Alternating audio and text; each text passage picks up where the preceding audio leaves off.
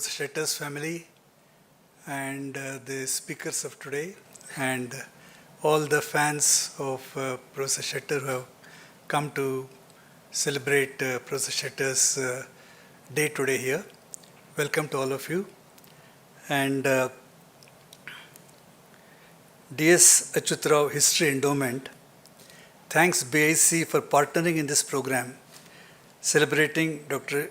Settar's extraordinary scholarly contribution over the last 4 decades in the fields of Indian archaeology, art history, history of religions and philosophy, and classical literature, in conjunction with the release of his book, Early Buddhist Artisans and Their Architectural Vocabulary.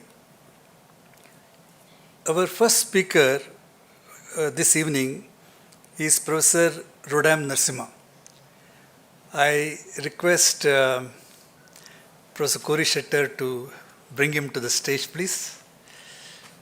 And while he's coming up, I would like to, he needs no introduction, but I would like to make an introduction about, for those who do not know his multifaceted achievements. He is a distinguished aerospace scientist and a fluid dynamicist, a fellow of the Royal Society and recipient of Padma Vibhushan. Professor Narasimha has more than 250 research publications to his credit and has served on several national policy-making bodies over the years, including the Space Commission and the Science Advisory Council to the Prime Minister. Professor Narasimha headed the National Institute of Advanced Studies and worked closely with Professor Settar. Mrs. Settar and the family, others who have been here, who have helped organize this event, and friends. We are gathered here today to mourn the loss of a great and at the same time celebrate his achievements of a person who was a great historian, scholar, and philosopher, and whose abilities and achievements were so unique that the loss is irreparable. The loss is in a sense to the whole world, but will be most strongly felt, I think, in the state of Karnataka. For this region, its language, its history, its art, and its literature, its religion, and so on, there is no limit to it, were for him subjects that were so fascinating that he spent all his working life till the very last day. In fact, on examining those special characteristics, their attraction and their contributions to an understanding of our own culture in Karnataka is extraordinary. And the reason for it is that he covered a very wide range of subjects. I consider myself having been very fortunate to count him as a friend, a colleague, and certainly in matters connected with Karnataka, a teacher, when it came to learning about the historical background of our own unique culture.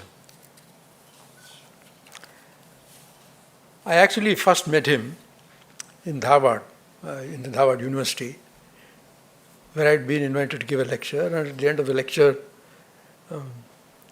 Professor Settar came along, and we met each other and we started talking, we kept on talking for quite a while. I was actually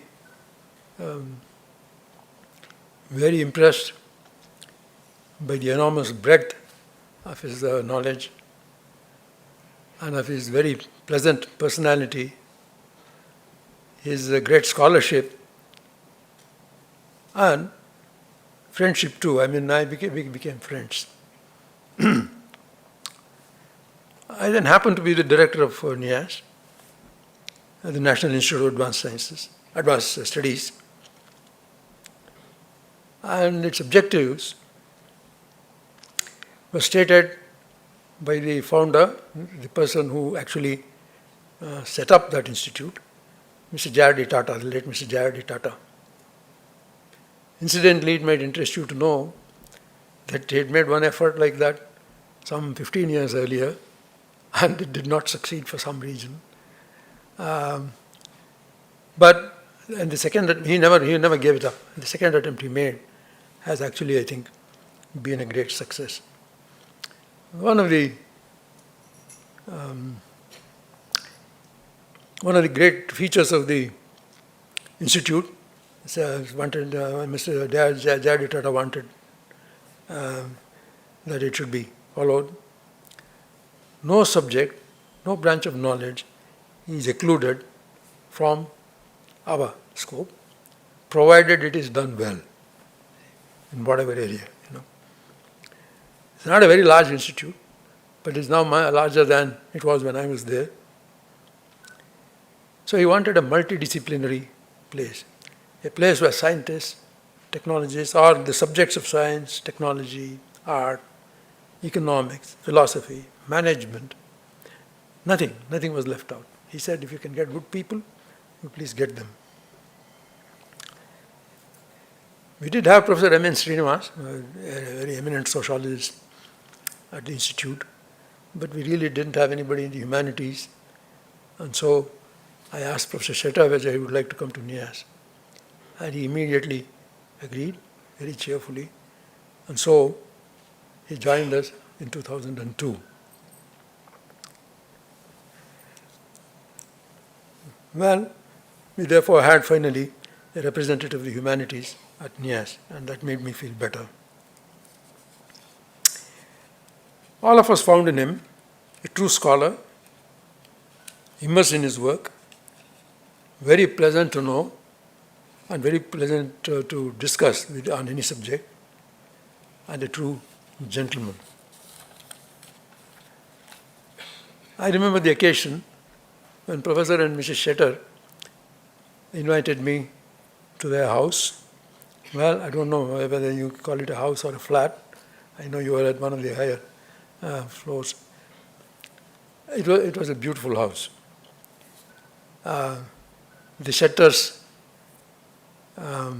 love of art was displayed there on the walls.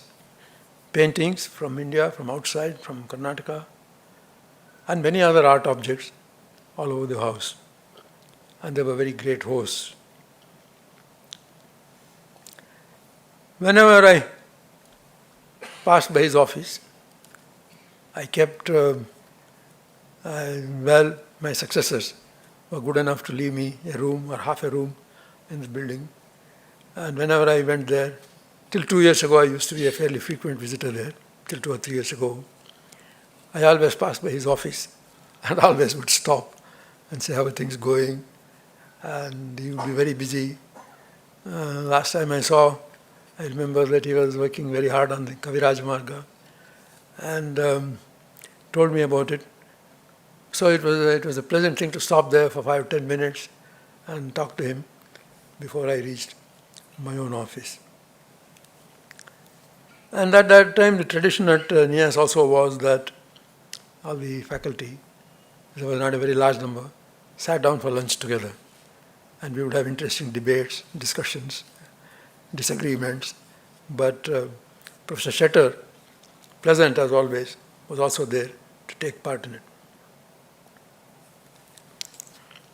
His work is very interestingly published in both Kannada and in English.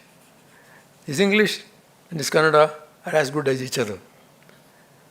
It has struck me, I must say that I do not know many other Indian languages, but it has struck me that it is remarkable that in Kannada, for some reason, some of our greatest writers have at one and the same time been writing in 2 languages. They are bilingual, in English and in Kannada.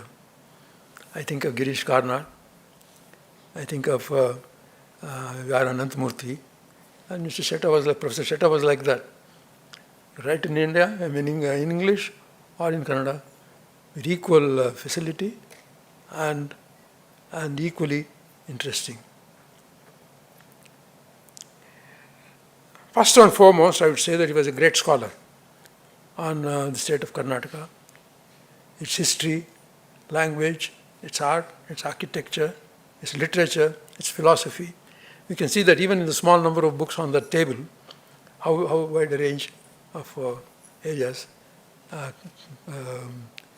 caught his attention and his love.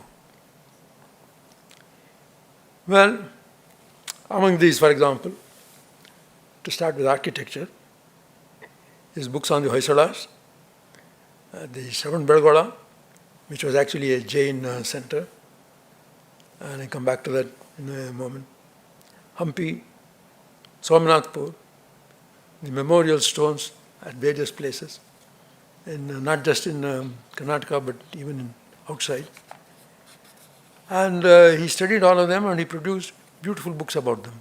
He showed the art and the architecture and told you who were the people who built those places and how much influence they had on the history of Karnataka. The other thing where I think he made extraordinary contributions to the history of the language, to the history of Kannada, were on Hadagannada, Old Kannada. And Hadagannada has a history going back, but its precise date could not be determined, had not been determined. Still, he actually made a very interesting discovery. He found out that there was an inscription of the 6th century which was in Kannada script. Now, that was much earlier than what people had thought.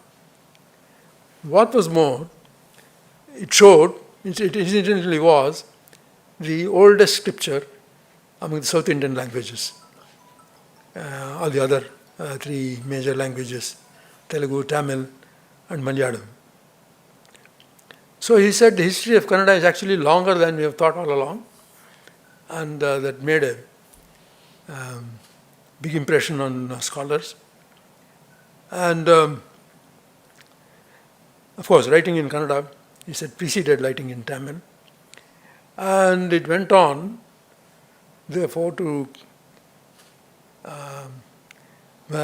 advocate our recognition of Kannada as a classical language. A major project of his,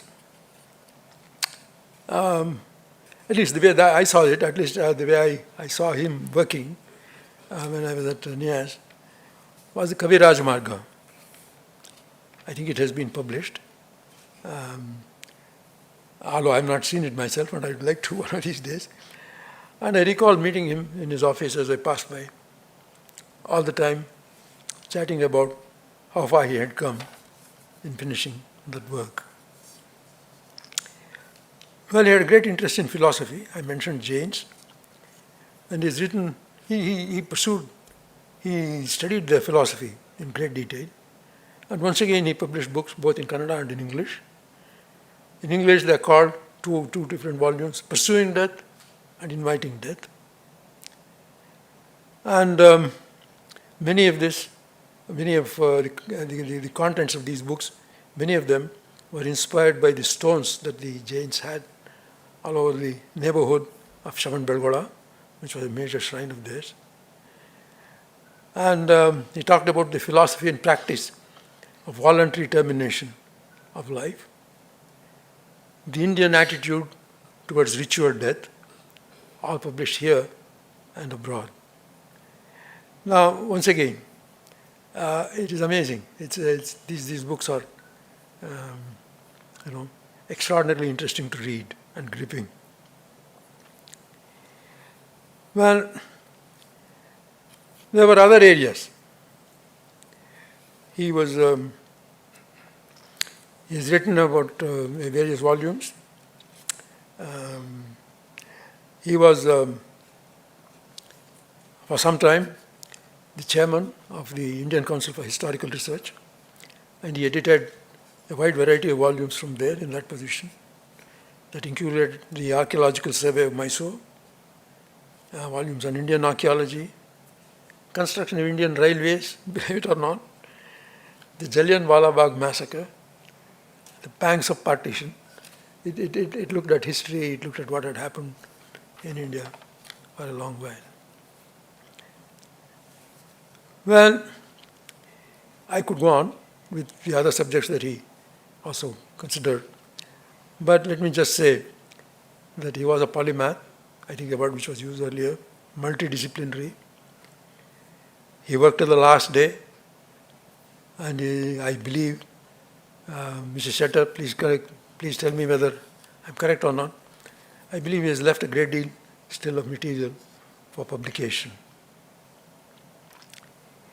During his distinguished career, he held various positions. He was professor at Karnataka University, Dharwad, where I met him. He was director of the National Museum of the History of Art and Architecture and so on.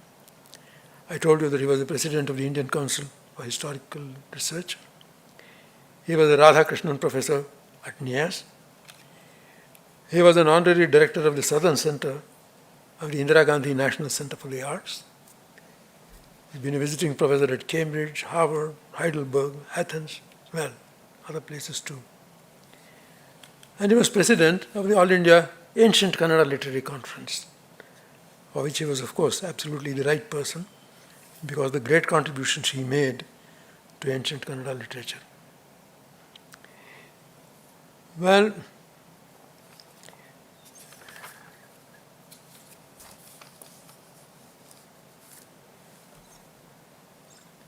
I'd like to summarize his life as I saw it, the person as I saw him. He was a star on the campus, and he was a brilliant star. He was a very pleasant conversationalist, and you could always go spend some lovely time with him if he were available. He was an indefatigable scholar, and a very serious one, and spent an enormous amount of time looking at all kinds of issues connected with Karnataka and India as a whole. He was one of the most civilized gentlemen I've ever seen. I've never seen him but smile, and I've never seen him quarrel with anybody. And he was a true patriot of Indic and in particular Karnataka culture. He was a great man. I don't think there's been anybody his equal. So on this occasion, we mourn his loss, but at the same time celebrate his contributions to our country, our state, our language. Thank you very much for giving me this opportunity.